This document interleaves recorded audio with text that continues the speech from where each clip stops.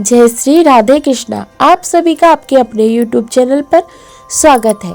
आइए आज आप सब जानेंगे वर्ष 2025 में हल षष्ठी हर छठ लला छठ का व्रत कब धारण किया जा रहा है।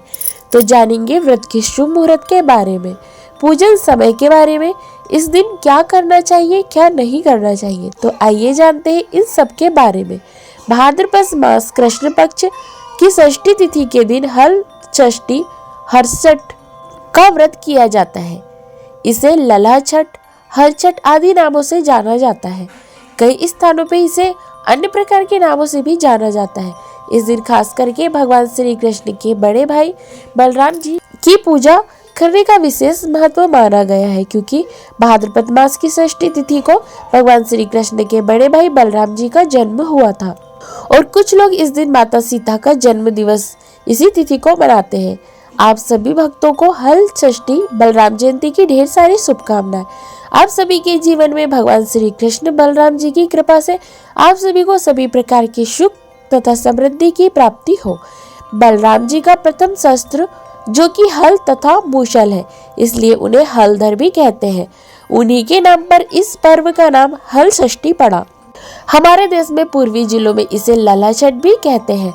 इस दिन महुए की दातुन करने का विधान है। इस व्रत में हल द्वारा जुता हुआ फल तथा अन्न का प्रयोग बिल्कुल भी वर्जित माना गया है। इसका प्रयोग नहीं करना चाहिए और इस दिन जो कि गाय का दूध, दही का प्रयोग भी बिल्कुल नहीं करना चाहिए। इसकी जगह पर इस दिन भैंस का दूध व दही का प्रयोग किया जा सकता है। इस व्रत में खास करके व्रती को चाहिए कि प्रातःकाल स्नान आदि से निवृत्त होकर के पृथ्वी को लीप करके एक छोटा सा तालाब बनाया जाता है इस दिन, जिसमें कि झरबेरी पलास गुलर की एक एक शाखा बांधकर बनाई गई हर छठ को गाड़ दिया जाता है और इसकी पूजा की जाती है। पूजन में सतंजा आदि की बनी सामग्री चढ़ाई जाती है। पूजन के बाद जो कि इन मंत्रों के द्वारा प्रार्थना करनी चाहिए।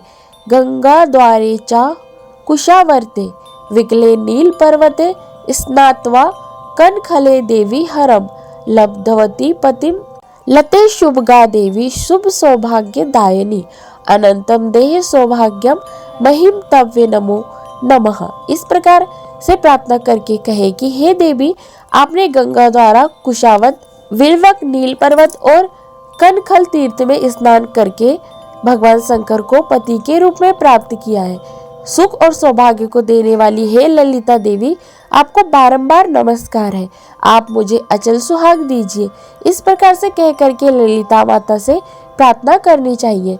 भाद्रपद मास कृष्ण पक्ष की षष्ठी तिथि प्रारंभ का जो समय है वह है 14 अगस्त 2025 दिन गुरुवार सुबह 4:25 और षष्ठी तिथि की जो समाप्ति है वह रात्रि 2:08 पर षष्ठी तिथि की समाप्ति है।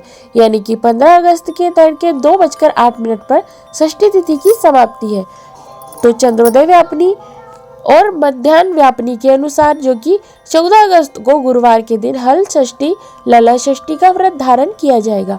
इस दिन विशेष प्रकार से बलराम जी हल और ललिता माता की पूजा की जाएगी। 14 अगस्त को ब्रह्म मुहूर्त का समय सुबह 4:23 से सुबह 5:07 तक होगा। सूर्योदय का समय सुबह 5:31, सूर्यास्त का समय 6:34 होगा। राहु काल का समय दोपहर 1:40 से दोपहर 3:18 तक होगा। राहु काल के समय कोई भी शुभ कार्य या नया कार्य नहीं करना चाहिए, इस बात का ध्यान रखें। प्रातःकाल पूजा का शुभ मुहूर्त सुबह 4:45 से सुबह 5:50 तक होगा।